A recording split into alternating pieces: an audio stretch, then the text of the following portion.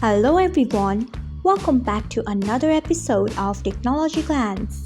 Today in this video, I'm going to guide you through how you cannot get notified when there are too many junk files on Shareit. So let's get started. Firstly, open Shareit app in your device. Then tap on your profile icon if you haven't.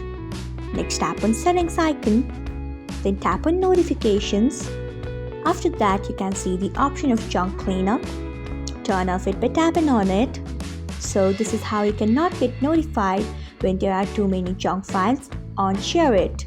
Thanks for watching. If you found this guide helpful, we would love it if you hit the thumbs up button below. We upload great new tech tutorials like this one every day, so do not forget to subscribe to our channel and hit the bell icon so that you will never miss another update.